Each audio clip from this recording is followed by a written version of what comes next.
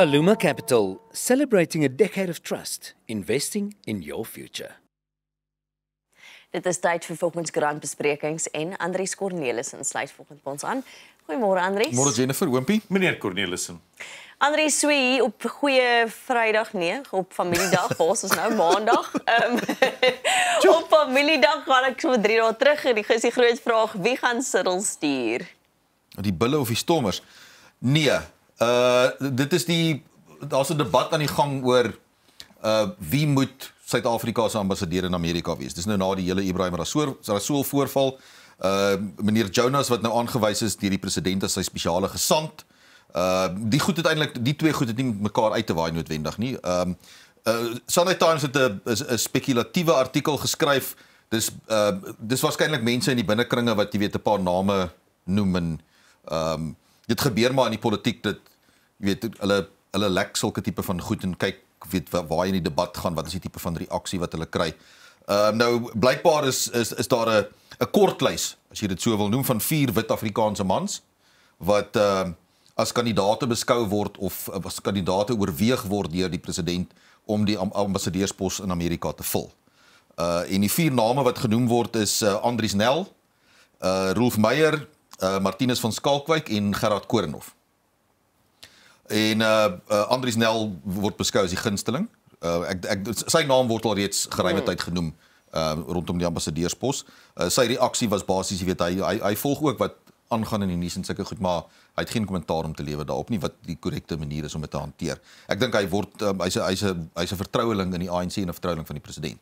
So daar gaan nog baie debat hieroor gevoer word. Jy weet, mense vra jouself af, is dit die tipe van debat wat 'n mens moet hê? Is dit nodig vir 'n wit Afrikaanse man om die ambassadeur in Amerika te wees as gevolg van die Afrikaner kwessie en die Trump, jy weet, daai hele debat. Dis eintlik 'n interessante tong in die kies wil mense sê, maar daar's nêrens anders 'n plek vir wit Afrikaanse mans nie, maar hulle word verweeg van die ambassadeurspos in Amerika. So as jy kyk na die nuwe Hulle maak die 4% die nuwe rasteikens, ja, die nuwe rasteikens, die nuwe wat vir hulle verwys dit as numeriese teikens. Wat interessant gaan wees rondom die wet op gelyke indiensneming. Maar so die ander naam wat genoem word is Ayanda Dlotlo. Sy's nie Afrikaner nie, maar sy is die voormalige minister van intelligensie en haar naam word ook genoem as daar is ANC-lede wat in gunste is van haar, want sy is 'n uitvoerende direkteur van die Wêreldbank. Okay. Sy is daar in Amerika. Sy ken die atmosfeer in Amerika. Is hierdie artikel in die Sunday Times, dit haar ook in die artikel? Hulle noem haar ook, ja. Noem haar ook. Ja. Dit is my fascinerend dat ons, as jy fascinerend nie, wat 'n mens verwag het, 'n mens op 'n punt kom waar dit nuus is as 'n wit Afrikaanse man oorweeg word vir 'n pos. Ja, hierdie is eintlik dis amper 'n negatiewe konnotasie. Want jy weet dit is nou daai ding van jy weet maar ons moet nou vir Trump tevrede stel. En 'n Afrikaner man kan ons nou beter die boodskap gaan oordra want hier teen nou 'n Afrikaner man wat die ambassadeurspos vul en jy het 'n Afrikaner mans wat kom vertel van die wit onderdrukking in Suid-Afrika. So jy het nou half die teenstrydighede wat die twee vir jou gaan stel. Ek sou dink stel iemand aan wat bevoeg is vir die pos. Ongeag wie hoe hy of sy lyk of praat. Maar ja, dit is dat ons nuus moet maak van dit. Dit wys jy net ons is so behept met ras in ons land. Ons is lankal verby ideologie. Ons kyk nou net bloot na veldleer. Ja, en die ding, wel, dit is juist die ideologie. Kyk, nou die ANC praat van nie-rassigheid. Weet ons praat van nie-rassigheid, maar ons praat elke dag van mense se ras. Weet ons stel nuwe dokumente in waar mense hulle ras moet aandui en sulke tipe van goed. So, nie-rassigheid is 'n dis 'n liberale konsep. Dan Andries kuier Shivambu by 'n interessante pastoor. Ja, en jy sien dis problematies, jy weet, wanneer hy's 'n parlementslid. Jy weet Floyd Shivambu, ons weet hy kom van die EFF af. Jy weet hy's toe nou deur Zuma afgerokkel na die MK party toe. En weet nou is hy die sekretaris-generaal van die MK party en hy het dit goed gedink om op Goeie Vrydag by Shepherd Bushiri se kerk te gaan kuier en hulle jy weet was baie vriendelik en omhelsend met mekaar. Hulle het mekaar geprys vir hulle leierskap en die MK party, dit behoort interessante vergaderings te wees hierdie week in die MK party. Hulle het gesê maar hierdie man is nie daar namens die party nie. Hy is nie soontoe gestuur nie. Hy het nie toestemming by enige iemand gekry nie. Hy is daar in sy persoonlike hoedanigheid. Natuurlik ons weet die Bushiris word gesoek deur Suid-Afrika. Die minister van Justisie sê maar hy disrespekteer basies Suid-Afrika se regstelsel, want hy gaan hang uit saam met 'n gesoekte misdadiger. Onthou ons wil hulle uitlewer uit Malawi uit.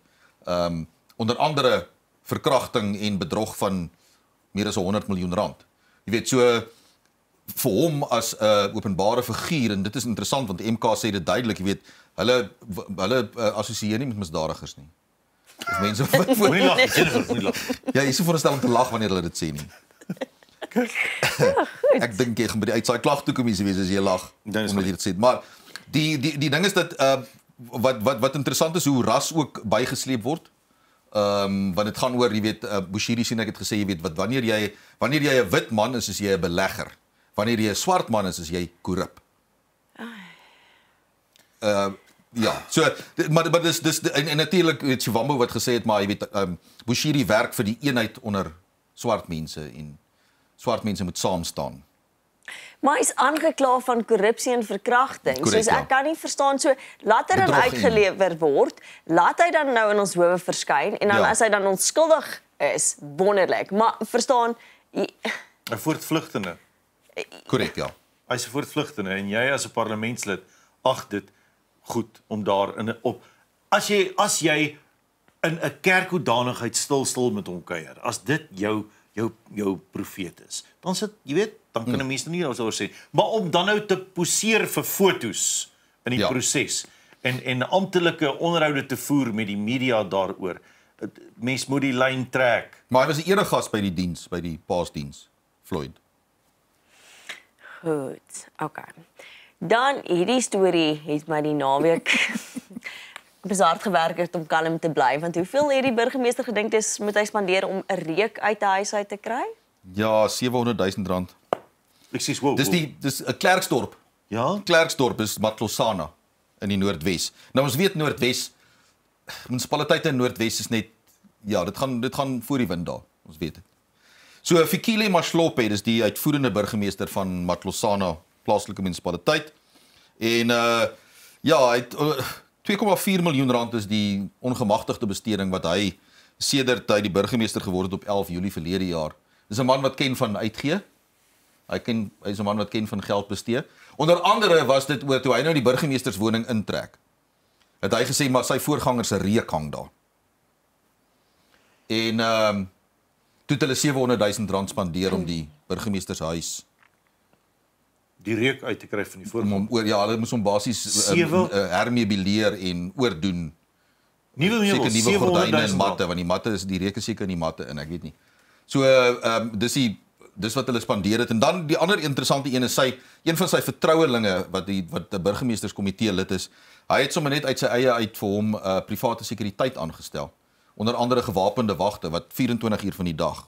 Daar was 'n reaksievoertuig by sy huis geparkeer en dan jy weet Dink ons 6. gewapende wagte, korrek, ja. 6 wagte. Wat teen die koste van R179,000 'n maand. En ons weet hoe gaan dit met die finansies van munisipaliteite en hierdie een is een van daai 4,5 miljard rand se ongemagtigde besteding, verstaan jy, oor 'n kwessie van 5 jaar. En dit is die soort mense, onder andere het hy ook opdrag gegee om 'n nuwe tafel gekoop word vir sy raadsaal van R280,000. Vir 'n tafel. Ja, vir 'n tafel vir die raadsaal en daar gelukkig minstens wat jy sien ook in hierdie berig van City Press is daar's nog steeds mense wat vra binne in die munisipaliteit, want daar's een wat toe nou opgestaan het uit haar kantoorstoel uit en gaan geloop het en gaan kyk het en gesê het maar hierdie tafel kan ons nie R280,000 voor betaal.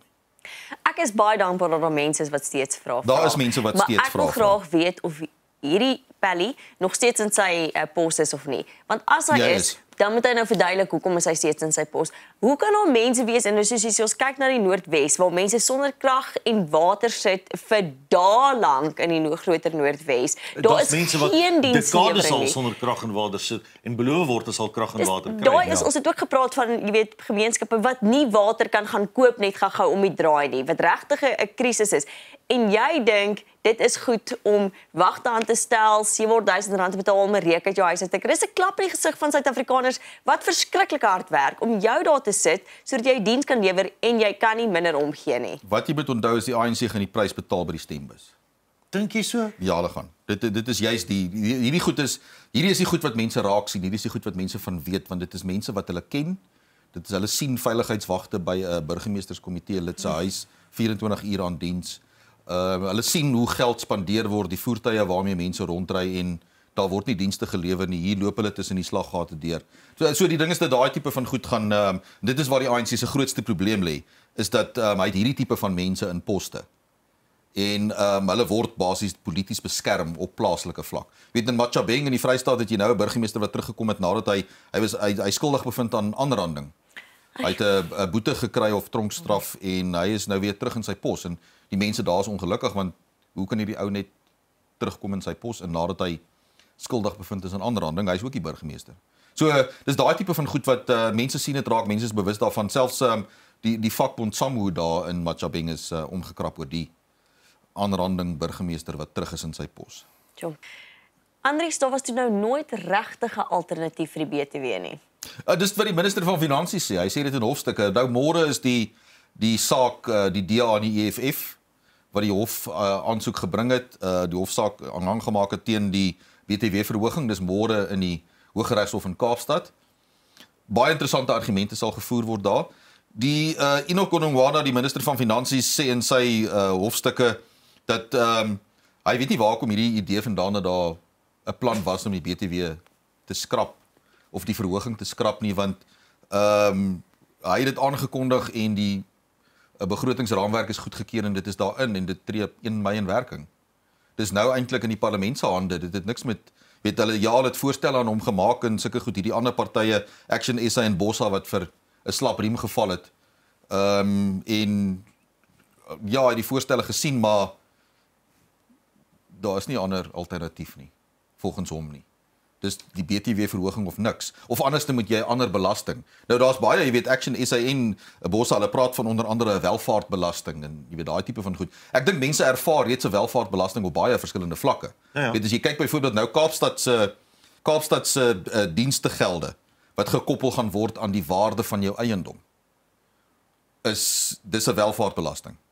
Want hoe meer waarde van jou eiendom, hoe groter betaal jy vir basies toegang tot water en sanitasie byvoorbeeld. Die verbond dat dis 'n welvaartbelasting nie. Nie te sê jy gebruik meer per persentasie per eenheid. Korrek. Per eenheid wat jy gebruik word dit duurder. Nee, dis daai basiese jy betaal 'n basiese bedrag om so dit word gekoppel aan die waarde van jou eiendom. Met ander woorde, dit is 'n welvaartbelasting, want as iets aan jou waarde aan die waarde van iets gekoppel word, volgens my is dit 'n welvaartbelasting. So ons het dit reeds. Ons het al baie gepraat oor die feit dat ons eerder kyk na bronne om nuwe belasting in te kry, moet kyk na hoe die geld spandeer word in die eerste plek. Mens kyk eers binne in jou huis, maak jy eers skoon voordat jy mense innooi. Dat daar moet gekyk word wat gebeur met die geld wat ons reeds in ons stelsel het. Die ding is dat enige normale persoon as jy na jou begroting gaan kyk en die begroting klop nie. Jy kan nie net gaan kyk na die inkomste kant nie. Want jou probleem is dat jou inkomste kant is jy werk nou al reeds 12 ure op 'n dag. Ja. Hoe presies waar gaan jy 'n alternatiewe inkomste kry? Nou basies die minister van Finansies se argument is ons kyk na die inkomste kant. Ons kyk nie na die besteding kant nie, want ons het mos nou al hierdie gelde bespaar aan ons spandeer eintlik al reeds nie genoeg aan onderwys en gesondheid en al daai tipe van goed nie. Hy gaan kyk nie na waar besteding gesny kan word nie. Dit wil hy nie doen nie. Hy wil net kyk na die inkomste kant. So die ander een wat genoem word maatskappybelasting en ek dink die grootste fout wat hierdie regering kan maak wat ons ekonomie aanbetref is om nou enigsins te oorweeg om aan maatskappybelasting. Om maatskappye verder te belas. Jy reeds mense wil al reeds nie in die land belê nie omdat hulle baie vrae het oor jy weet oor allerlei beleide wat jy het en nou wil jy nog maatskappybelasting mee Peter. Kom ons kyk wat gebeur in die hof want die minister van Finansies se houding is maar dit gebeur op 1 Mei. En dan die ergste van alles is wat hy sê, maar jy moet onthou dat kleinhandel of groothandelaars, hy sê klein en groot handelaars het reeds hulle pryse daarvoor aangepas. Dis absoluut 'n snert. Niemand kan hulle pryse aanpas vir die nuwe BTW voor 1 Mei nie. Jy kan vir mense sê van 1 Mei af is die BTW dit, want dit is wat die parlement besluit Maar het. jou pryse is nie aangepas. Maar jy kan nie jou pryse nou aanpas nie. Jy kan nie dit reeds aangepas het nie. Dis 'n funksie wat eers op die 1 Mei kan inskop. Niemand kan vir jou 15,5% BTW nou vra voor die 1 Mei. En dis 15,5% BTW, nie koste van jou produk. Nee. So die ding is dat ek weet nie waar kry jy dit dat dis reeds aangepas daarvoor. Maar Andries, dit voel ook vir my of die mense met mekaar praat nie, want hy was baie nonchalant daaroor dat, maar was die probleem. Maar daar was steeds ander ministers binne, jy weet, die ANC wat gesê het, ons kyk nog na wat ons kan doen. Hy het gesê 2%, né? So maar waar praat die mense met mekaar? En dan wil ek ook weet, wat gaan Action SA en Bosal nou vir die res van Suid-Afrika sê? Het hulle regtig werklik gedink daar gaan 'n alternatief gesoek word? Ek dink is dit Action SA wat gesê het hulle gaan 'n nuwe wetsontwerp binne 8 dae deur die parlement kry. Ek sien reikhalsend uit om te sien hoe dit gaan gebeur. Maar daar word baie gesprekke hierdie week gevoer. Onthou ons praat van nie hierdie donderdag wat kom nie, volgende donderdag. Ja. Is die 1 Mei. Okay. Kan 'n mens sê parlementêre kapitalis mag 'n mens nie, mag seker nie. Maar okay. Kom ons praat eerder oor die fotograaf wat troufoto's verloor. Ja, die probleem is hierdie stories kom gereeld verby, verstaan jy? Ons het die laaste 6 maande geweldig baie boere vernekers gehad. Ja. En die ongelukkig hierdie is nie die eerste ene waarmee dit gebeur nie. En ek sien hierdie mense het sommer hulle sê hulle het 'n jaar terug opgehou met hulle besigheid, maar daar's nog steeds bruide wat wag vir hulle foto's. Nou jy kan jouself nou indink, verstaan jy, hierdie is nou nie 'n dag wat jy kan oordoen nie. Ja. Nie met dieselfde persoon in elk geval nie. Maar die foto's is geneem, verstaan jy, dit is en ek sien is nou 'n gesukkel met redigering. Ek dink die ergste een wat ek hier gesien het was die Robin Botha van Pretoria wat dis nou 'n jaar na haar troudag. Was op die 19 April verlede jaar, maar daar was niks van die geposeerde foto's het sy gekry nie. Daar was niks van die familiefoto's nie, daar was nie foto's van die gevolg nie. Hulle het vir 2 ure was sy en haar man in die veld vir foto's, niks van daai foto's het sy gekry nie. Ja, nog 'n skelm. Ja, dis net ongelooflik hoe mense, verstaan jy, dit op hierdie manier kan opereer en daar was op hulle Pieter klagtes oor die spesifieke persoon of maatskappy en ja, mense moet hulle huiswerk deeglik doen. Ja. Net omdat mense jou taal praat en soos jy lyk, beteken dit nie jy kan op hulle staat maak nie. Ja, want ek was amper meer verbaas oor die hoeveelheid mense wat hy steeds uitgevang het. Jy weet. Ja. Dit was Kan ons oor iets positiefs? Ons gaan. Ek is nou al so kwaad oor die nuus van die dag. Kan ons oor die troufoto's praat? Kom ons gesels oor die oudste ruimtevaarder. Ja, ons het nou die 70-jariges hier vanmôre. Terwyl dit, jy weet, daar's altyd hoop vir Peer nog om voor sy volgende verjaarsdag iets te bereik. Die Amerika se oudste dienende ruimtevaarder, Don Petit. Hy het gister sy 70ste verjaardag gevier met 'n vinnige val uit die ruimte uit. Sure. Hy was 220 dae in die ruimte gewees en toe kom hy terug gister op sy 70ste verjaarsdag. Ja. Hulle was in by die internasionale ruimtestasie en 3520 keer is hulle om die aarde in die 220 dae. Is dit dieselfde plek waar die ander mense wat nou die dag vasgesit het? Ja, dit was met die Soyuz wat hulle teruggekom het. Dit was met die Russe. Okay, so hy het saam met die Russe afgekom. Hy het saam met die 2 Russe teruggekom, ja. Okay, die ander mense het met Elon Musk afgekom. Ja, want kyk, hulle was vir 9 maande daar nadat hulle net 'n paar dae daar sou gewees het. Okay. Maar dit was 'n tegniese probleem. So ja, hy's nie die oudste persoon wat in die ruimte was nie. Dit was natuurlik John Glenn wat op 77 sy laaste. Yeah. Maar hy is die oudste dienende, want John Glenn is oorlede in 2016. Sure. Maar hy het sy 70ste verjaarsdag gevier met 'n redelike vinnige reis uit die ruimte uit. Dit is regtig my oulik om dit te dink, maar kan ek julle sê die laaste storie? Ek weet ek huil oor alles, maar die laaste storie wat gister sommer in trane gehad oor hoe mooi dit is. Ja, dis 'n mooi storie en dit is mooi geskryf ook. Ja. Weet, soms kan 'n mens 'n mooi storie en iemand het nie moeite gedoen om dit mooi te vertel nie. Nou dit is 'n man met die naam van nou moet ek sy naam soek. 72-jarige Michael de Kok Willemse. Ja, hy het op 'n baie laat gevorderde stadium besluit hy moet universiteit toe gaan.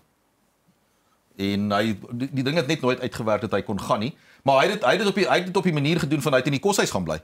Ja. Hy was so gewone eerste jaar. Inwonende student. Korrek, ja, by die Rhodes Universiteit in Mkanda natuurlik, voorheen was dit Graamsstad gewees. En hy het nou sy 'n staande ovasie gekry by toe hy sy graad ontvang het en hy wil nog verder studeer.